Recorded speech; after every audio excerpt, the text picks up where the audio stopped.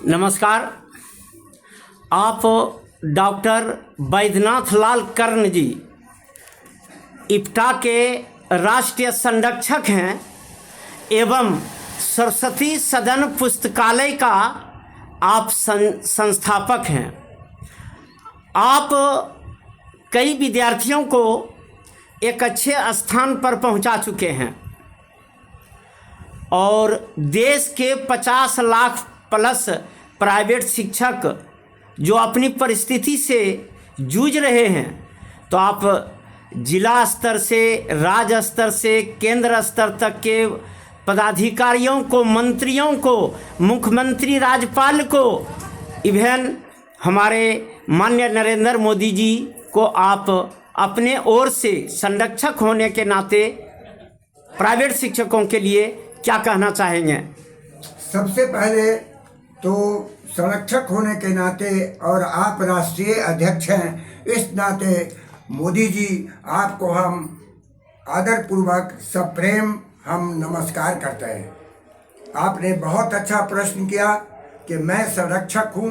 मेरी भी जिम्मेदारी बनती है कि मैं जिला स्तर से लेके हम केंद्रीय स्तर तक जो आज गरिमा, जो समर्पण, जो त्याग प्राइवेट शिक्षकों का है, वो उसके मुताबिक सम्मान कार्य और सम्मान वेतन ये उनका नहीं मिल रहा है। महिला शिक्षिकाओं का मातृत्व लाभ नहीं मिल रहा है। उनका वेतन इतना कम है कि 10 लोगों के सामने में उनको वेतन कहने में शर्मिंदगी महसूस होती है। इसलिए मैं चाहता हूं सबसे पहले संगठन में शक्ति, तो जिला स्तर पर वे शिक्षक और शिक्षिकाएं जो प्राइवेट विद्यालयों में शिक्षा के साथ समर्पित होकर त्याग और संकल्प के साथ बच्चों को शिक्षित करते हैं, वो संगठित हों, एक संगठन बनाएं और उसका इप्टा के साथ संबंध बनाएं। वैसे ही पूरा जिला स्तर के बाद जो है राज्य स्तर पर ऐसे संस्था प्राइवेट जो संस्था हैं उनके शिक्षक और शिक्षिकाओं का संगठन इप्टा के साथ संगठित हो, संयोजित हो। उसी तरह विभिन्न राज्यों में, विभिन्न प्रांतों में जो प्राइवेट शिक्षक और शिक्षिकाएं हैं उनका जो है सो संगठन बने और वो संगठन हमारे ये राष्ट्रीय संगठन जो इप्टा है उसके साथ वो संबंधित हो। हम लोगों की इच्छा है कि संवैधानिक अधिकार हमारे इप्टा के जो से संबंधित जो प्राइवेट शिक्षक शिक्षिकाएं हैं उनको संविधान में अधिकार नहीं है। तो आप माननीय नरेंद्र मोदी जी को, जो भारत सरकार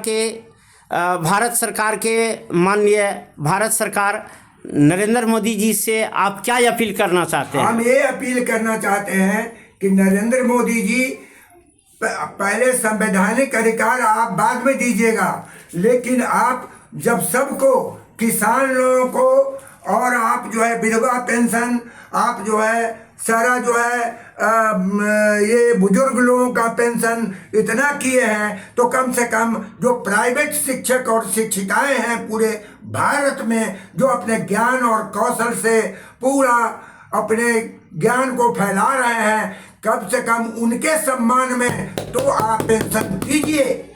आप जो है सम्मान निधि, शिक्षक सम्मान निधि तो तत्काल उन्हें दीजिए। बाद में आप संवैधानिक अधिकार अपने पार्लियामेंट से पास कराकर कानून के तहत संवैधानिक अधिकार देकर सम्मान वेतन, सम्मान काम और समान वेतन के तहत आप उनका भविष्य संवारिएगा। लेकिन तत्काल तो आप शिक्षक सम्मान निधि तो आपके अंतर्गत है, आप तो ये मुहैया करवा कर आप जन कल्याण, शिक्षकों का कल्याण कर ही सकते हैं। बहुत बहुत आपको धन्यवाद, बधाई। मोदी जी, आपके नेतृत्व में भारत विश्व गुरु बनकर रहेगा, ये हमारा सपना है और ये हम जिंदा रहते रहते, जीवित रहते रहते आपके इस सपनों का भारत